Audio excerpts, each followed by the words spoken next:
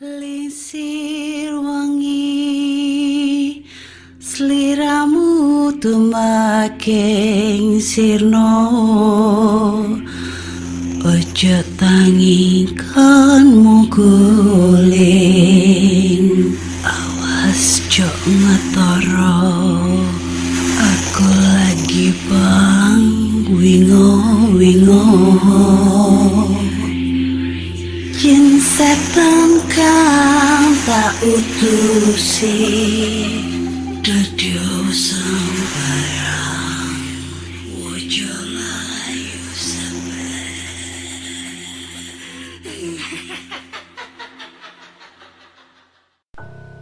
Hai Re, ya apa kabar? Ketemu lagi dengan aku si Ana di podcast kisah horor. Kita bertemu di episode 263.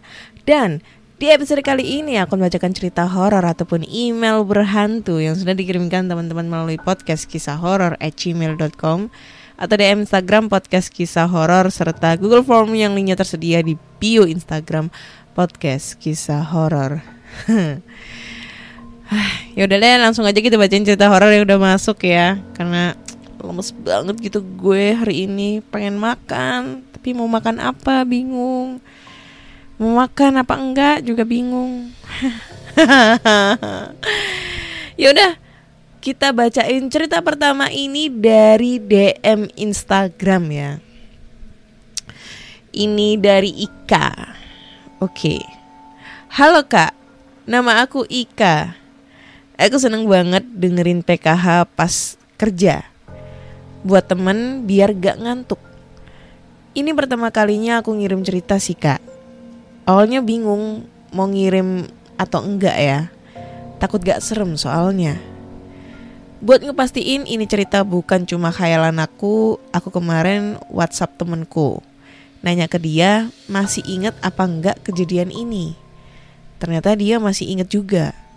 Oke lah Kak, ini aku ceritain. Semoga dibaca ya Kak. Ini juga dibaca, baru baca sih, baru inget. Oke, ini cerita pas kuliah. Pas semester 4 atau 5. Pokoknya sebelum corona ya Kak. Aku kuliah di salah satu universitas di Surabaya. Jadi gedung jurusan itu baru aja dibangun ulang. Dulunya gedungnya itu cuma 2 lantai aja. Terus sekarang ada 4 lantai. Jadi ceritanya itu aku sama teman-teman lagi ngerjain tugas di lantai 2 sampai malam. Kebetulan emang udah lumayan sepi. Menjelang maghrib kita mau sholat sekalian ambil motor di parkiran. Nah pas balik lagi ke kelas aku jalan bertiga sama temanku. Jadi aku, si Siti, gue dong, sama si Hesti. Namanya aku ganti ya Kak. Nah pas jalan itu biasa aja. Emang udah sepi. Jadi ya auranya agak merinding gimana gitu. Aku sama si Hesti jalan di depan dan Siti ada di belakang. Pas udah nyampe di lantai 2, si Siti yang ada di belakang kita tiba-tiba lari naik ke lantai 3. Aku sama Hesti bingung. Ngapain dia ke lantai 3? Kan udah sepi, gak ada siapa-siapa. Kita panggil-panggil tuh si Siti. Sit, mau kemana? Ngapain Sit? Aku sama Hesti nungguin Siti kok gak turun-turun dari lantai 3. Ya udahlah, akhirnya aku sama Hesti masuk ke kelas duluan. Dan ternyata si Siti udah ada di dalam kelas sama teman-teman lainnya. Lah, kaget dong aku sama Hesti. Aku nanya tuh ke dia, Sit, bukannya kamu tadi naik ke atas ya? Kok udah di dalam? Aku sama Hesti nungguin loh tadi di luar. Si Siti bingung. Katanya dia udah masuk dari tadi. Dan pas naik ke tangga, Siti emang nyalip aku sama Hesti. Tapi langsung ke kelas, gak pernah naik ke atas. Mana nih? Padahal aku yakin banget kalau dia tadi itu ke atas. Terus aku nanya ke Hesti, kamu tadi lihat juga kan si Siti lari ke atas? Kata Hesti dia juga yakin kalau ngelihat Siti naik ke atas. Dia juga kalau nggak lihat ngapain aku mau nungguin di luar. Kata Hesti gitu. Lah terus siapa dong yang naik ke atas? Aku sama Hesti cuma tatap-tatapan bingung. Langsung merinding. Akhirnya kita mutusin buat pulang aja. Sudah kak, segitu aja ceritanya. Maaf kalau ada typo atau ceritanya gak seru. Semoga dibacain ya. FBI, emang dari rumor-rumor sih gedung yang lama itu agak-agak gimana gitu. Aku kirim foto gedung yang lama kak, tapi jangan sebutin kampusnya ya kak, kalau kakak tahu. Oke. Dia ngirim foto sih. Lah orang di blur kampusnya, nama kampusnya mana kita tahu. Apa ini? Kampus apa ini ya? Nih karena gue nggak tahu nama kampusnya, jadi gue cuma ngasih tahu deskripsi dari fotonya ya. Jadi kampusnya itu emang agak serem ya, lorong-lorongnya. Apa ya? Kalau bisa dibilang itu singup, gelap gitu, gelap banget. Ini padahal dia fotonya siang loh ya.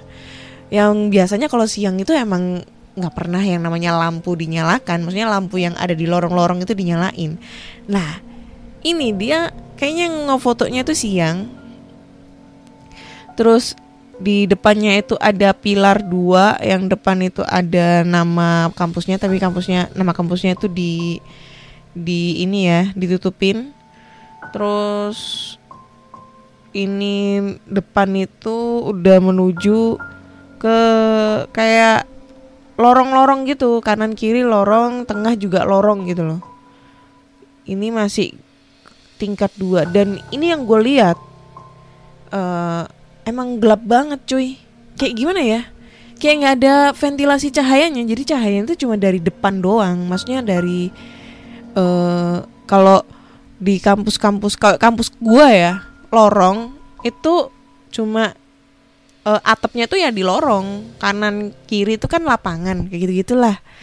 Nah kalau semisalnya di ruangan kelas gitu, maksud gue itu kan kayak ada ventilasi jendela, atau mungkin ya pas ini kita masuk ke kampus, ini lorong, kanan kiri itu kan kelas. Nah tapi yang sebelah kanan itu kayak terbuka gitu, terus kelas, kayak model-model sekolahan gitu loh. Tahu nggak sih? Kebayang nggak sih? Gue bingung ngejelasinnya. Tapi kalau di sini tuh enggak, kayak ketutup rapat gitu. Jadi kayak gelap banget. Padahal siang, kayak enggak ada cahaya masuk ke sana.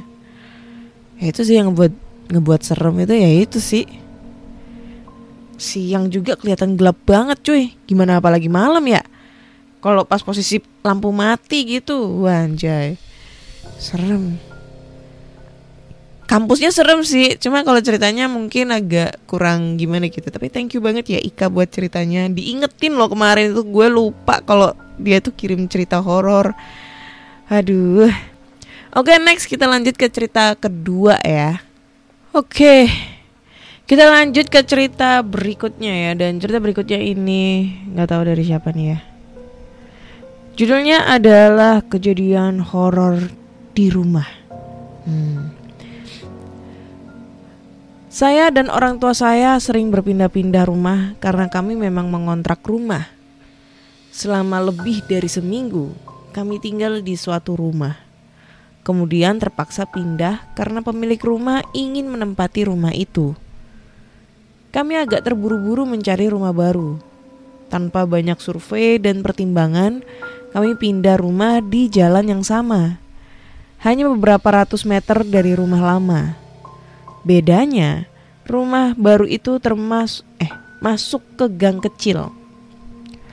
Awal kami melihatnya, kami diantar oleh salah seorang tetangga sana yang menawari kami rumah itu.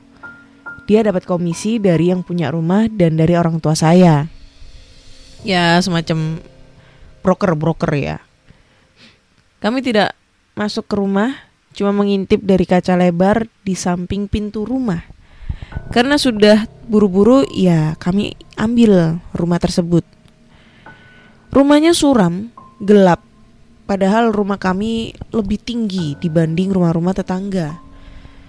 Memang tidak tingkat, tapi tanahnya meninggi, jadi rumah kami terlihat dari ujung gang. Dari pagar sih rata, tapi dari pagar terus menanjak.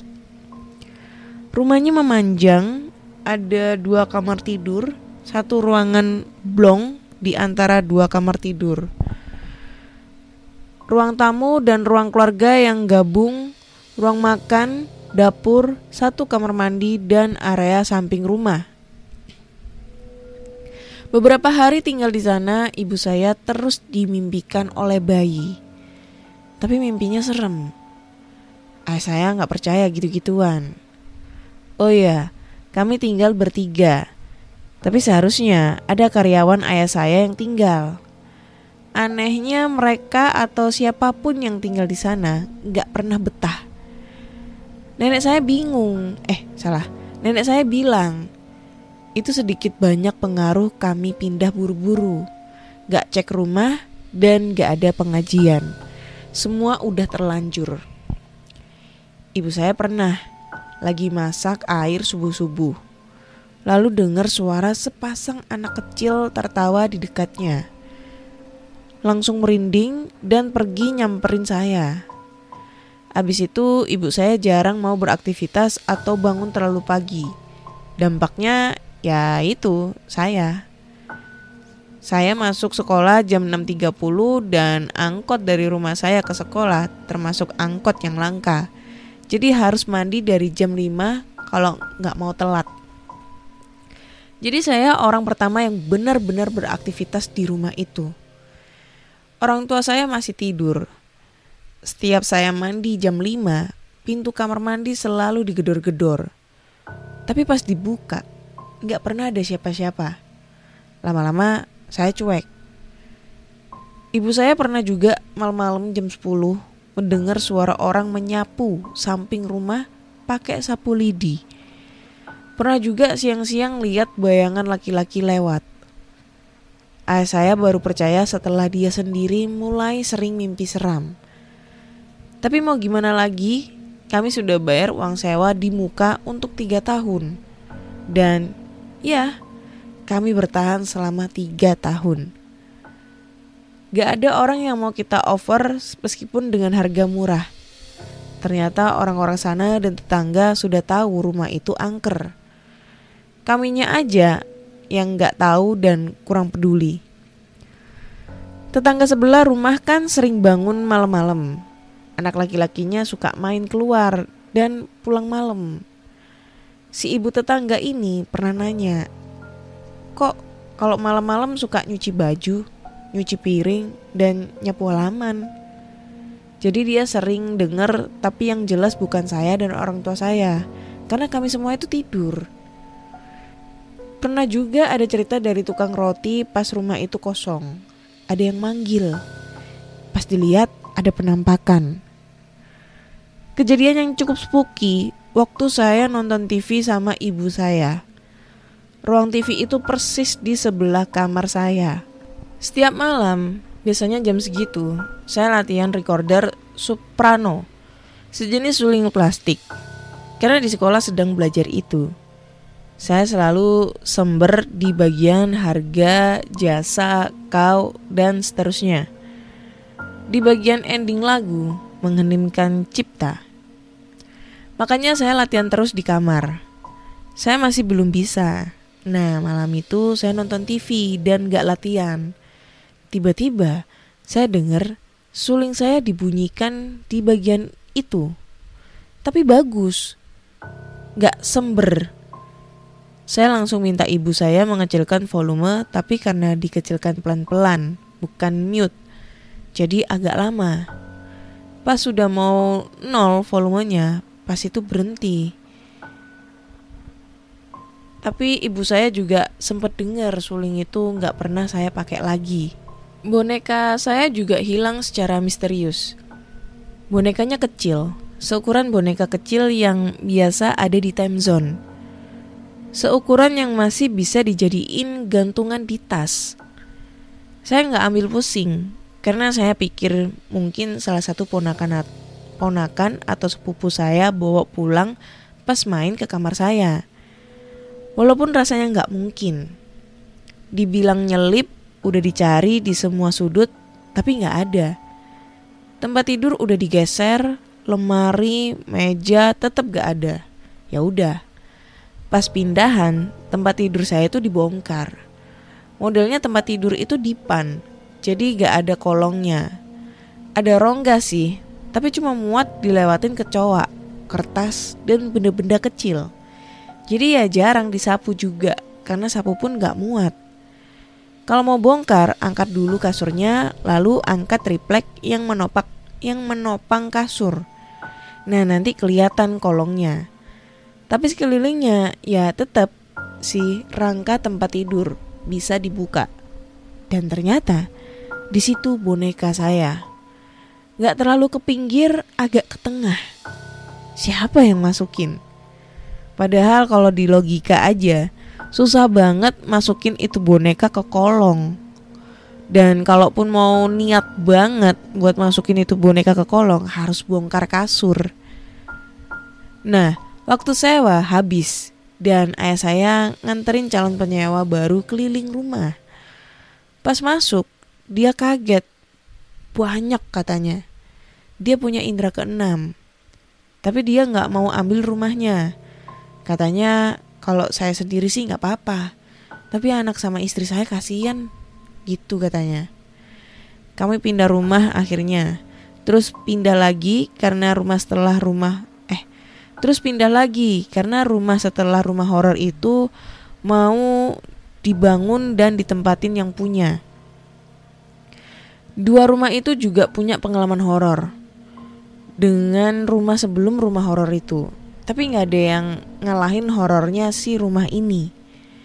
Apa yang saya ceritakan belum seberapa, tapi kejadian udah lama dan saya lupa. Dan kami juga sudah terbiasa dengan hal-hal yang seperti itu. Pesan saya sih, sebelum membeli atau menyewa rumah, cek dulu latar belakangnya. Dan jangan lupa didoakan rumahnya dengan agama dan keyakinan masing-masing. Oke. Thank you buat ceritanya.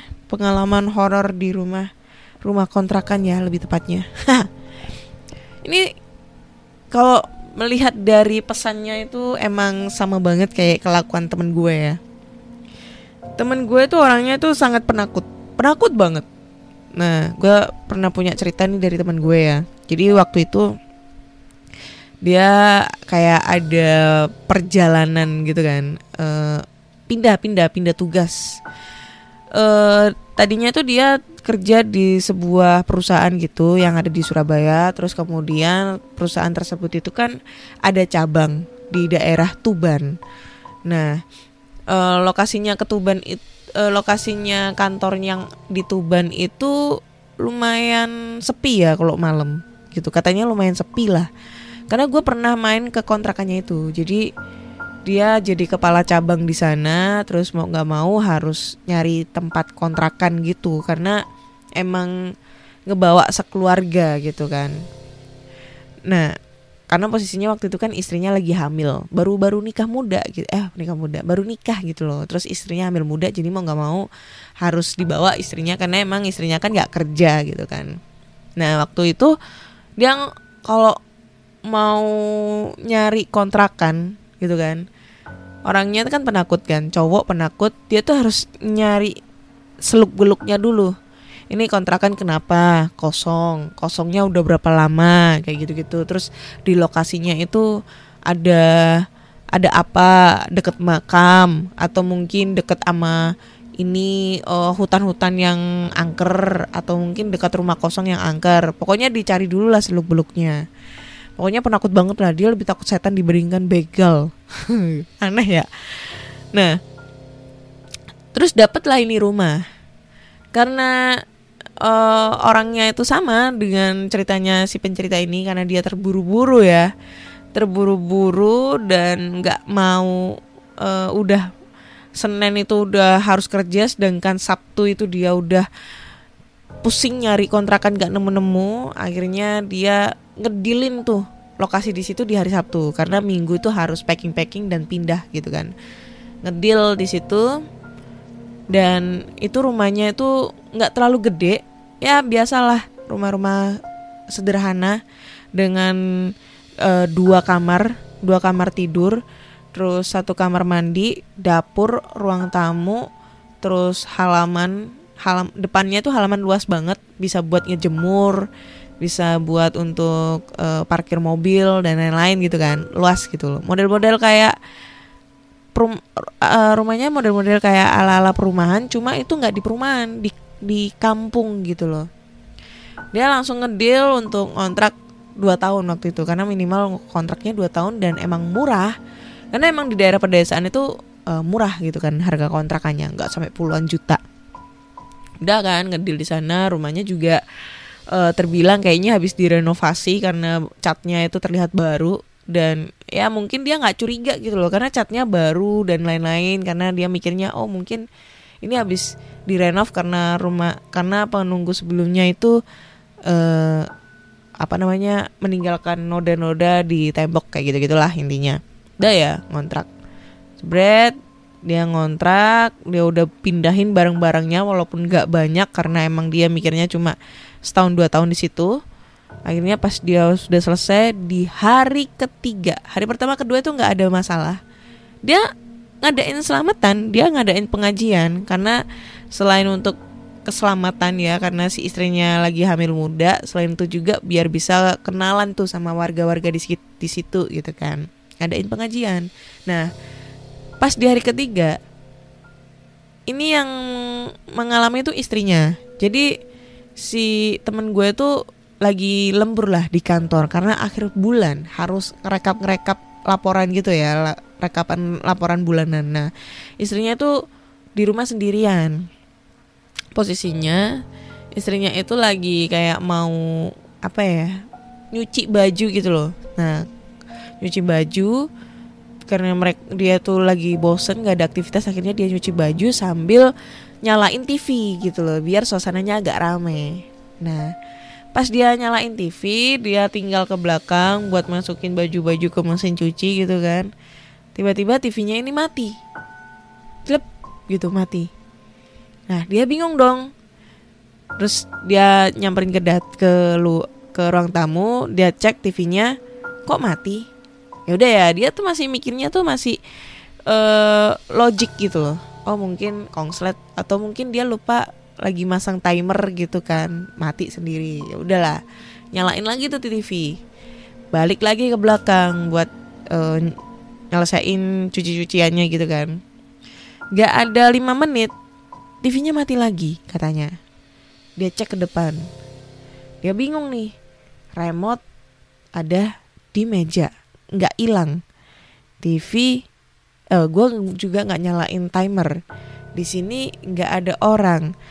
Listrik nggak konslet, karena kalau konslet dinyalain pasti nggak nyala. Ini nyala, nggak ada lampu mati dan lain-lain. Dia bingung tuh, karena dia masih berpikiran logik. Oh mungkin ini tikus lewat terus nggak sengaja nginjek remote akhirnya mati gitu kan. Akhirnya dinyalain lagi coy. Nah, pas udah dinyalain ini TV tuh nggak mati lagi. TV nggak mati lagi, dia ngelanjutin. Nah, yang menjadi aneh adalah pada saat TV dinyalain itu kan volume kan agak lumayan kenceng. Pas dia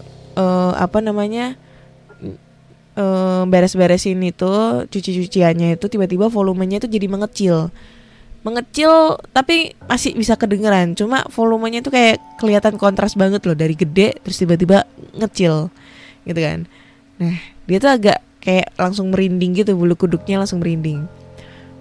Pas dia ngendap-ngendap tuh mau ngecek, takutnya ada maling gitu ya. Pas ngendap-ngendap mau ke ruang tamu, dia ngeliat ada sosok perempuan yang lagi duduk di meja ruang tamu ngadep TV, tapi posisinya perempuannya tuh nunduk. Rambutnya itu ke depan, pakai baju putih. Putihnya putih lusuh banget gitu. Rambutnya itu kalau di horor-horor itu kan rambutnya berantakan. Ini enggak, rambutnya lurus gitu, bagus, kayak katanya lah kayak rambut habis mutingan gitu, lurus banget cuma ke depan gitu kan. Tangannya ini kayak bertumpu di ini di pahanya dia gitu loh. Nah, si istrinya ini kan merinding kan, wah anjrit apa nih gini.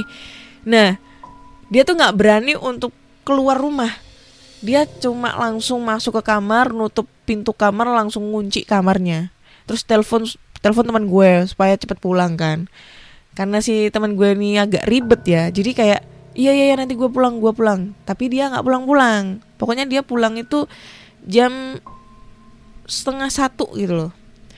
Akhirnya pas dia pulang itu ternyata si istrinya tuh udah ketiduran gitu kan, si teman gue pulang karena dia bawa kunci cadangan gitu kan, dia pulang, dia masuk. Nah pas masuk itu dia gedor-gedor istrinya, dibukain, terus dia si istrinya tuh nggak mau cerita karena takut kan, karena posisinya masih malam, pengennya ceritanya tuh besok paginya. Nah karena teman gue juga capek nih, malas juga ngedengerin cerita-cerita kayak gitu karena dia juga penakut. Akhirnya dia memilih untuk langsung tidur, nggak makan nggak apa, langsung tidur gitu loh, capek kan. Nah pas di jam 3:03, nggak tahu kenapa dia pasti ngalaminnya tuh jam 3:03. Gue kan di awal cerita kalau di situ ada 2 kamar, satu kamar ini nggak ditempatin, itu dipakein buat kamar tamu gitu kalau misalnya ada tamu datang. Tapi waktu itu dia masih ngisi barang-barangnya, dia masih dijadiin sementara buat gudang gitu loh, karena baru selesai pindahan kan, belum sempat keberesin. Jadi kayak baju-bajunya dia atau apa segala macam tuh masih di situ gitu loh, niatnya mau diberesin pas di hari Minggu gitu. Nah pas di jam 3 itu dia ngedengar, teman gue tuh ngedengar kayak ada suara berisik di kamar sebelah. Nah si teman gue tuh notice, dan istrinya juga notice tuh, wah apaan tuh. Nah karena si teman gue masih mikirnya yang logik ya, oh mungkin tikus kali, karena kan di samping kan banyak barang gitu kan, kita kan nggak tahu tuh di sini banyak tikusnya apa enggak gitu kan. Dia masih mikir logik, akhirnya dia tidur lagi tuh karena capek banget kan. Nggak lama kemudian bunyi lagi, terus berhenti, terus bunyi lagi, berhenti, dan yang terakhir ini bunyinya malah semakin kayak apa ya, kayak makin menjadi-jadi. Bunyinya tuh kayak grudak, kayak barang diberantakin kayak gitu aja loh, kayak dilempar-lempar gitu. Teman gue kaget. Nah dicek di kamar sebelah, itu tiba-tiba barang-barangnya tuh udah berantakan banget, kayak apa ya, kayak habis orang ada dijarah maling gitu loh, model-modelnya itu kayak barangnya tuh dihampur-hampurin kemana-mana. Nah temen gue tuh mikirnya pasti maling, takut kan kalau misalnya ada maling masuk, karena kan dia pendatang baru gitu kan, takutnya maling ini udah kayak ngeplot terus mau masuk ke rumahnya dia gitu sebagai seorang pendatang baru di kampung itu. Dicek, dia punya ini kan tongkat baseball gitu, dicek di mana-mana nggak ada. Nah udah dicek nggak ada, pas dia ngecek ke ruang tamu, dia ngelihat sosok yang sama persis dilihat sama istrinya.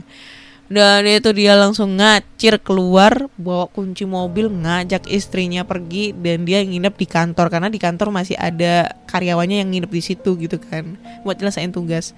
Itu dah, dia nginep di kantor, nggak babi bu, dia nggak sayang duit, nggak sayang apa, karena memang dia lebih sayang sama istrinya, lagi posisi hamil muda ya, takut kenapa-napa. Akhirnya dia cari kontrakan lain yang sekiranya emang aman gitu loh, kayak gitu. Itu lumayan sih. Katanya waktu itu dia di zaman itu tuh 2 tahun itu masih sekitar 6 juta gitu loh. Jadi dia kayak mikirnya udah kecil gampang itu 6 juta, ayo kita cari lokasi lain gitu yang sekiranya aman buat kita tidur gitu. Wah anjrit. Gue juga gak bisa ngebayangin kalau itu terjadi sama gue, karena beberapa hari ini ya di rumah gue sering banget kayak di atas, di genteng, gue gak tahu, sering banget suara kayak orang lari-lari di atas. Padahal rumah gua itu bukan genteng, rumah gua itu kayak apa ya, kayak beton gitu loh. Kalian tau gak sih beton di plester gitu loh, jadi gak ada atapnya, gak ada genteng, beton gitu. Dan itu kayak ada orang lari-lari duk di atas. Gue kira kucing kan, terus gue mikir Kalau kucing gue ke atas lewat dari mana? Secara akses untuk ke atas itu nggak bisa gitu loh. Udah dimatiin sama bapak gue gitu loh untuk biar bisa masuk ke dalam dari atas. Dan gue juga nggak pernah itu kayak ngeliat-ngeliat ke atas apa. Ada sekitar 3 hari ini. Ini hari ini kayaknya nggak ada suara, tapi nggak tahu ya kalau tengah malam ya. 3 hari ini ada suara kayak orang jalan di atas dan gue takut banget, jujur. Gue bukan takut setan ya, gue jujur takut banget. Itu maling gitu kan, karena gue cuma tinggal bertiga sama orang tua gue yang orang tua gue juga udah sepuh gitu loh, takut kenapa-napa itu guys. Jadi buat teman-teman semua itu apa ya berhati-hatilah di rumah, karena sekarang lagi marak-maraknya pencurian ya, maling atau apa segala macam. Gue rencana juga pengen beli CCTV sih, mau masang-masang CCTV di rumah. Ya siapa tahu kan dapat kejadian ini penampakan gitu kan, ada pergerakan astral di sana gitu. Pengen beli CCTV taruh di rumah gitu, bukan taruh di depan rumah, taruh di dalam rumah gitu. Mau ngecek di atas. Kalau di bawah kayaknya nggak mungkin, karena di bawah itu cuma ada orang tua gue dan itu hawanya rame banget. Kalau di atas kan yang tinggal gue doang, cuma di kamar, di sisi di tengah di dapur kosong, melompong. Nah itu gue pengen pasang di situ tuh. Siapa tahu ada pergerakan astral. Weh, seru tuh. Nanti biar bisa jadi konten. Wah. Oke, kayaknya cukup sekian dulu di episode kali ini 263 ya. Buat teman-teman semua, kalau kalian punya cerita-cerita horor nih, kalian bisa langsung aja kirim cerita kalian ke podcastkisahhoror@gmail.com ataupun di Instagram Podcast Kisah Horor serta Google Form yang linknya tersedia di bio Instagram Podcast Kisah Horor. Dan jangan lupa follow juga Podcast Kisah Horor di Spotify, Google Podcast, Apple Podcast, dan di Noise ya. Subscribe, kasih bintang 5 buat teman-teman ya, buat kita nih, buat gue ya, supaya gue tuh lebih semangat lagi untuk ngebawain cerita horor dari pendengar Podcast Kisah Horor. Saya Ana undur diri dan bye-bye.